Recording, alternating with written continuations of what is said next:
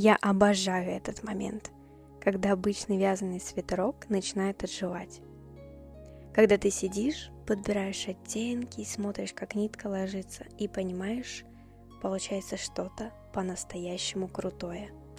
Честно, для меня это не про деньги, это про ощущения, про удовольствие от самого процесса.